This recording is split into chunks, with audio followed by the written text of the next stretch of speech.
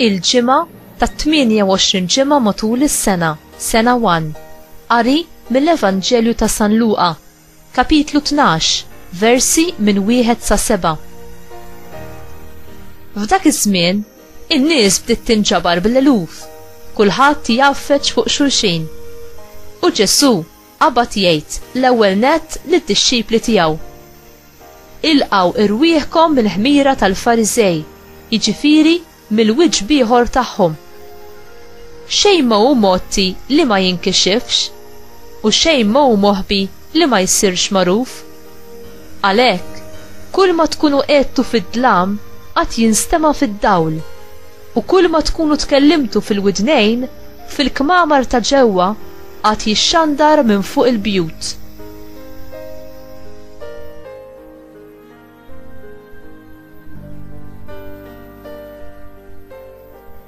Dan ngħidilkom, ħbieb tiegħi, tibżawx minn dawk li joqtlu l-ġisem u mbagħad ma jkunu jistgħu jagħmlu xejn iżjed. Ħanurikom jien minn min għandkom tibżaw, ibżaw minn dak li wara li jkun qatlek għandu s-seta jixħtek ġol-infern. Iva ngħidilkom, minn dan ibżaw.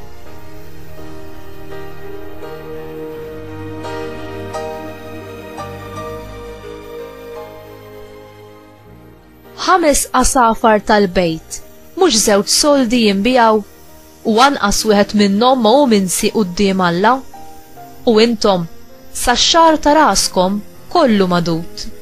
Xejn la tibżaw, għax intom aktar minn ħafna qasafar tal-bejt tiswew.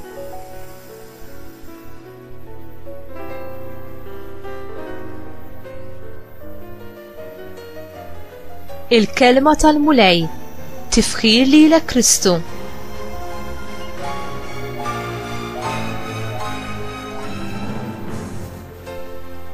Għaliex l-ipokrisija hija assoċjata mal-ħmira?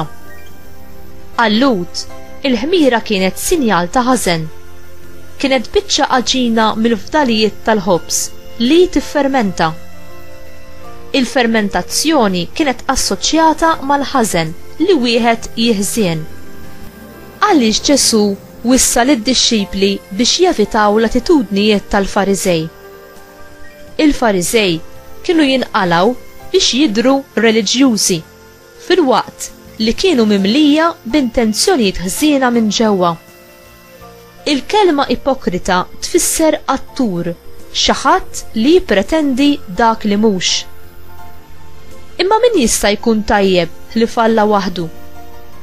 Bl-ipokrisija wieħed jista' apparentament jidher tajjeb u fl-istess waqt jaħbi dak li ma jridx li l-oħrajn jaraw fih. L-aħbar it-tajba hi li d-dawl ta' Alla jikxef kemm id-dlam tal-ħażen u d-dnub kif ukoll jirbaħ fuq il-mibeda bl-imħabba, fuq is-supervja bl-umiltà u fuq il-pretenzjoni bl-integrità u l-verità. Alla jagħti l-grazzja lill-umli u lil dawk li juru soba u indiema vera għal dnubietom, sabiex dawn ikunu jistgħu jirbħu fuq il-ħmira tan-nuqqas ta' sinċerità u fuq l-ipokrisija fil-ħajja tagħhom.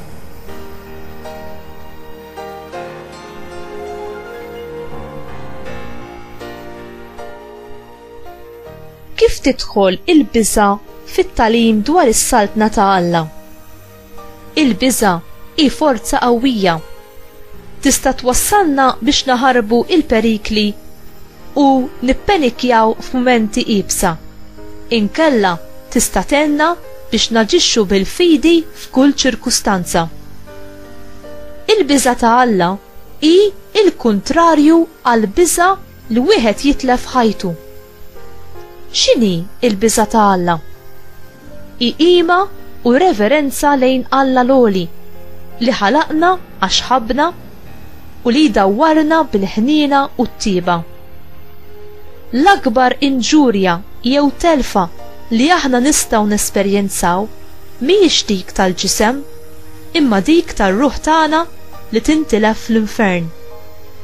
Il-biża' ta' Alla fis-sens tal-qima lejh twassalna għal maturità spiritwali, għall-erf u għall-ġudizzju skont is-sewwa u teħlisna mit-tiranija tad-dnub tas-supervja, tal-biża' ħażina, mod speċjali meta affaċċjati bil-ħażen u milli nintilfu fl-infern.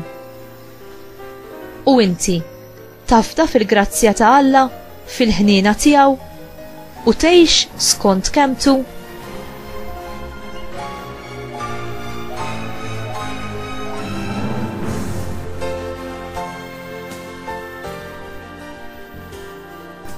Mulej, l-imħabba perfetta tqaċċat il-biża' l-barra.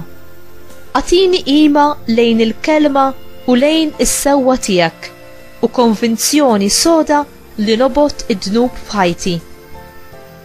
Għażiża Ommi Marija, int li dejjem tajt widen għall-kelma ta' Alla u għext faqda miegħu.